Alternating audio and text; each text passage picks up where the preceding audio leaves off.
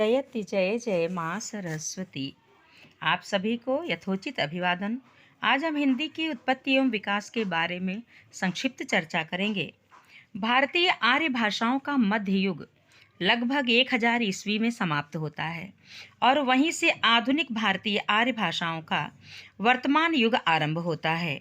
हिंदी भी आधुनिक आर्य भाषाओं सिंधी, पंजाबी, हिंदी, राजस्थानी, गुजराती, मराठी, बंगला, उड़िया, असमी में से एक है। आरंभ में 200-300 वर्ष का समय संक्रमण काल अथवा संधि युग माना जाता है। इस युग में भाषा न तो अपभ्रंश की प्रकृति से पूर्णतया मुक्त हो सकी है और न तो आधुनिक विशेषताओं से अपने को पूर्ण रूपेण आच्छादित ही कर सकी है। संक्रांति काल में दोनों की विशेषताएं दृष्टिगोचर होती हैं। विकास की दृष्टि से हिंदी की अवस्था को 3 वर्गों में विभाजित किया जा सकता है। आदिकाल 1000 ईस्वी से 1500 ईस्वी तक। राजनीतिक दृष्टि से यह उथल पुथल का काल है और भाषा की प्रकृति की दृष्टि से संधि युग। इस समय भाषा अपनी प्राचीनता के निर्मोह को त्याग कर नवीनता का आवरण ओढ़ रही थी, अतः दोनों के प्रति लगाव का होना स्वाभाविक ही था। यही हिंदी का आदिकाल है। इस युग की भाषा के स्वरूप को जानने के लिए न तो कोई तत्कालीन भाषा में शिलालेख उपलब्ध हैं और न तो कोई ऐसा प्रामाणिक दस्तावेज ही, क्योंकि ऐसे कार्यों के लिए उस युग में या तो संस्कृत उपयुक्त भाषा थी अथवा प्राकृत भाषा।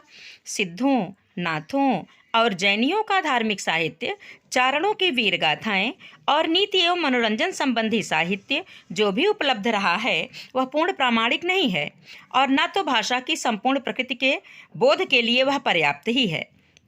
फिर भी भाषा की जानकारी हेतु जो भी सामग्री उपलब्ध है उसके आधार पर भाषा के 3 स्वरूप प्राप्त होते हैं।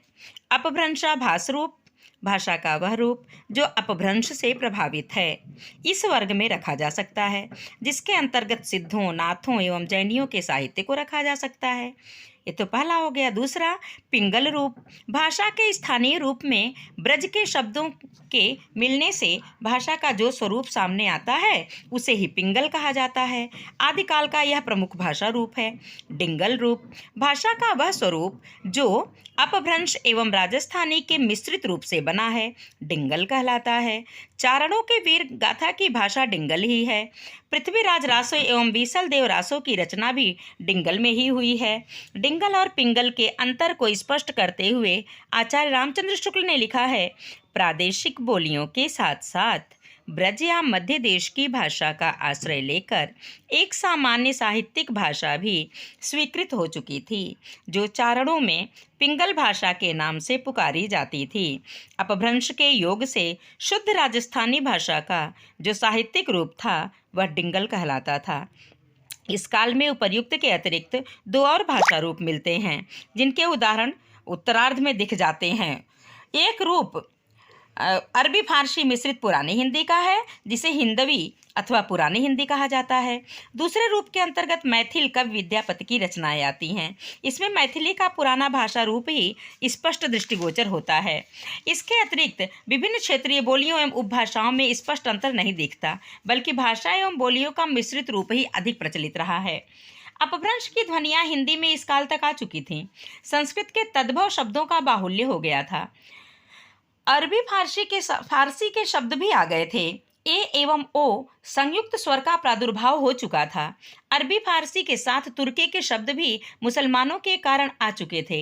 इस काल की प्रमुख साहित्यिक रचनाओं में पृथ्वीराज रासो चंद्रवरदाई, बीसल देव रासो नरपतिनाल, आल्हाखंड आपका जगनिक, गोरखनाथ एवं अन्य सिद्धों तथा नाथों की रचनाएं, विद्यापति की रचनाएं, ख्वाजा मसूद, खुसरो की हिंदवी की रचनाएं आदि की गणना की जा सकती है। इस काल के उत्तर भाग में कबीर आदि संतों की रचनाएं भी आती हैं। इस युग में लिखित रचनाओं की अनुपलब्धता के कारण प्रामाणिक लिखित सामग्री का अभाव खटकता है। हिंदी का प्रथम कवि कौन था, इसमें विवाद है, किंतु हिंदवी के प्रथम कोटि के रूप में कवि के रूप में ख्वाजा मसूद साद सुलेमान 1066 ईस्वी को स्थापित करते हैं। मध्यकाल 1500 ईस्वी से 1800 ईस्वी तक। मध्यकाल तक आते आते राजनीतिक अस्थिरता समाप्त हो चुकी थी। देश में शक्तिशाली मुगलों का शासन स्थापित हो चुका था, जो धीरे धीरे और छोर तक अपना विस्तार भी कर रहा था। छोटे मोटे राजनीतिक संघर्षों के बावजूद भी भाषा के फलने फूलने के लिए अनुकूल शांतिमय वातावरण प्राप्त हुआ। परंपरागत पंडितों एवं विद्वानों के लिए यद्यपि संस्कृत एवं प्राकृत का महत्व पूर्ववत बना रहा, फिर भी भाषा जनप्रिय हो चुकी थी। और यही कारण है कि तुलसी भाषा बद्ध करब मैं सोई, मोरे मन प्रबोध जहि होई, और केशव जैसे विद्वान पंडितों ने भी जन भाषा में ही रचना के लिए अपने को समर्पित किया। केशव ने तो जड़मति बनना तक स्वीकार किया। कहते हैं, भाषा बोल न जानही जिनके घर को दास, तामह कविता करत हैं जड़मति केशव दास। अब इस काल में प्रभुत मात्रा में साहित्य सृजन हुआ। साहित्य का स्वरूप पद्यात्मक था एकदम। गद्य के नमूने के लिए काव्यात्मक रचनाओं के टीका ग्रंथों को ही स्वीकार करना पड़ता है। भाषा के दो मुख्य रूप प्राप्त होते हैं, अवधी और ब्रज। खड़ी बोली का मिश्रित रूप कबीर की रचनाओं में प्राप्त होता है। वैसे कबीर की भाषा अनगढ़ थी, जिसमें अधिकांश बोलियों के शब्दों का बेधड़क प्रयोग किया गया है। बोलचाल की भाषा के रूप में खड़ी बोली के प्रचार प्रसार में मुसलमानों का योगदान सराहनीय रहा, क्योंकि मुस्लिम शासकों ने इसके लिए पहले ही अपना मन बना लिया था कि वे साहित्यिक भाषा फारसी ही बनाएंगे, तो अपना प्रचार प्रसार कर रहे थे। अतः खड़ी बोली को साहित्यिक रूप में विकसित होने का अवसर प्राप्त नहीं हुआ। मुस्लिमों के दक्षिण विजय के साथ खड़ी बोली अरबी फारसी के शब्दों के साथ बोलचाल के भाषा के रूप में 14वीं सदी में दक्षिण में गई, और वली जैसे समर्थ कवि का सहारा प्राप्त कर 18वीं सदी में पुनः उत्तर में आकर उर्दू के रूप में प्रतिष्ठित हो गई। इस युग में लोग धर्म के प्रति अधिक आस्थावान हो गए थे, जिसका परिणाम यह हुआ कि धार्मिक साहित्य के सृजन में कवि रम गए। धार्मिक रचना के लिए अवधी और ब्रज आधार भाषा बनी। ब्रज का विकास सौरसेनी प्राकृत के अपभ्रंश के रूप में हुआ, और अवधी का विकास अर्धमागधी प्राकृत के अपभ्रंश रूप में। अवधी हिंदी भाषी क्षेत्र के पूर्वी भाग में ब्रज और पश्चिमी भाग में विकसित हुई। पश्चिमी भाग में विकसित हुई। कुतुबन, मंझन, जायसी आदि सूफी कवि तथा राम भक्त तुलसी ने अपनी महत्वपूर्ण रचनाओं को से अवधि को संवारा। तुलसी ने अवधि को पूर्ण साहित्यिक स्वरूप ही प्रदान किया था। मध्यकाल के मध्य तक अवधि का प्रचार अपनी चरम सीमा तक पहुंच चुका था। राम भक्ति काव्य अवधि की विशेष देन है। ब्रज ने कृष्ण भक्ति काव्य को जन जन तक पहुंचाया। इसका श्रेय सूरदास को है, जिन्होंने अपनी प्रतिभा से ब्रज भाषा को इतनी प्रमुखता प्रदान कर दी कि वह केवल पश्चिम क्षेत्र से आबद्ध न रहकर संपूर्ण हिंदी क्षेत्र की साहित्यिक भाषा बन गई, और उसका वर्चस्व मध्यकाल के अतिरिक्त आधुनिक काल तक बना रहा। उद्धव शतक जैसी ब्रज भाषा की सुंदर रचना आधुनिक काल में ही हुई है। मध्यकाल के प्रमुख साहित्यकार जायसी, सूर, तुलसी, मीरा, केशव बिहारी, भूषण देव, नुसरती, कुली, कुतुब शाह, वजही तथा वली आदि हैं। निष्कर्षतः इस काल तक हिंदी का स्वरूप स्पष्ट हो चुका था। उसकी प्रमुख बोलियां पूर्ण रूप से विकसित हो चुकी थीं। अपभ्रंश के रूप समाप्त हो गए थे। हिंदी की अपनी गति प्रवाहित हो चुकी थी। ध्वनियों की दृष्टि से इस काल की प्रमुख विशेषता यह है कि पढ़े लिखे लोगों की हिंदी में क, ख, ग, ज, फ आदि व्यंजन ध्वनियां सम्मिलित हो गईं। अरबी फारसी शब्द तो आदिकाल में भी आए थे, किंतु इस काल में आकर वह पूर्णतः हमारे हो गए। दरबारी भाषा फारसी थी, अतः उच्च वर्ग के लोग फारसी पढ़ने लगे। कहा भी गया ना कि पढ़े फारसी बेचे तेल, ये देखो कुदरत का खेल बन गया मुहावरा भी। और अपनी भाषा में प्रयुक्त शब्दों का प्रायः फारसी जैसा उच्चारण करने लगे। इस शुद्ध उच्चारण के कारण में व्यंजन ध्वनियां आईं। इस काल तक यूरोप वासियों का भी भारत से संबंध स्थापित हो चुका था। फलतः पुर्तगाली, फ्रांसीसी, डच और अंग्रेजी के शब्दों का भी आगमन हुआ। इनमें अंग्रेजी के शब्दों की संख्या सर्वाधिक है। मध्यकाल को ब्रज भाषा काल कहा जाता है। आधुनिक काल 1800 ईस्वी से इस काल तक हिंदी पूर्ण विकसित भाषा बन गई थी। अवधी और ब्रज पहले जो साहित्यिक भाषा के पद पर प्रतिष्ठित थी, धीरे धीरे जन भाषा के पद से फिसल चुकी थी। इसका एक कारण तो यह था कि इनका दरबारी राजाश्रय छूट चुका था। शासन सत्ता अंग्रेजों के हाथ से में केंद्रित थी। अंग्रेजों के आगमन के साथ पश्चिमी सभ्यता, संस्कृति, पश्चिमी साहित्य और भाषाओं का आगमन हमारे देश में हुआ। शासन बदल जाने से फारसी का भी राजपद छूट चुका था। स्वाभाविक था कि नया शासन अपने लिए नई राजभाषा की स्थापना करे। अंग्रेजी शासकों की भाषा थी, इसलिए वह बलवती थी। शासन और राजनीति दोनों का सहयोग उसे प्राप्त हुआ, किंतु देश पर शासन चलाने के लिए वहां की जनभाषा का ज्ञान अपेक्षित था। अंग्रेजों ने खड़ी बोली को इसकी अनुकूल समझा। फलतः कलकत्ता में फोर्ट विलियम कॉलेज की स्थापना करके अंग्रेजों ने यहाँ की भाषाओं के विकास का सार्थक प्रयत्न किया। फोर्ट विलियम कॉलेज के भाषा पंडित लल्लू लाल और सदल मिश्र ने प्रेम सागर और नासिकेतोपाख्यान लिखकर भाषा का आदर्श रूप प्रस्तुत किया। तो मुंशी अल्लाह खां ने शुद्ध हिंदवी में रानी केतकी की कहानी लिखी। अंग्रेजों ने मुसलमानों से सत्ता हस्तगत की थी, अतः उर्दू के प्रति उनका दृष्टिकोण किंचित उत्तरदायित्वपूर्ण था और राजनीतिक कारणों से भी ऐसा होना स्वाभाविक ही था। चूंकि आधुनिक युग विचार प्रधान था, इसलिए गद्य की आवश्यकता थी। अतः अंग्रेजों ने अपनी संभावना को खड़ी बोली में पुष्ट होते देखा। फलतः खड़ी बोली के विकसित होने का एक मौका हासिल हो गया।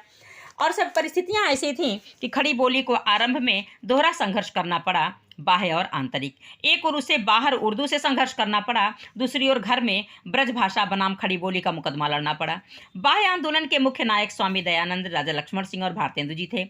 भीतरी मुकदमे को खड़ी बोली के कवि और आचार्य देख रहे थे। उनमें से प्रमुख पक्षधर आचार्य महावीर प्रसाद द्विवेदी जी थे। बहरहाल खड़ी बोली को अपने अभियान में सफलता मिली, किंतु आधुनिक काल की भाषा ब्रज भाषा ही बनी रही। उत्तरार्ध तक पहुंचते पहुंचते खड़ी बोली ने काव्य भाषा का भी रूप धारण कर लिया और अब वह गद्य पद्य दोनों ही क्षेत्रों में खड़ी बोली हिंदी का साम्राज्य स्थापित हो चुका है। अब क्या हिंदी के साथ ही साथ अन्य सहभाषी भाषाओं एवं हिंदी की बोलियों का भी समुचित विकास हुआ। इस काल की भाषा में तत्सम शब्दों का बाहुल्य हो गया, नए पारिभाषिक शब्द गढ़े गए, कवियों ने भी नए शब्दों का सृजन किया, विदेशी शब्दों का हिंदीकरण अलक्षेंद्र, मोक्षमूलर, त्रासद, कामद, स्त्रातजिक भी किया गया। अच्छा, अंग्रेजी के आगत शब्द जिनकी संख्या बहुत है स्थापित हो गए। आर्य एवं अनार्य दोनों ही वर्ग की भाषाओं से शब्द उदारता पूर्वक ग्रहण किए गए।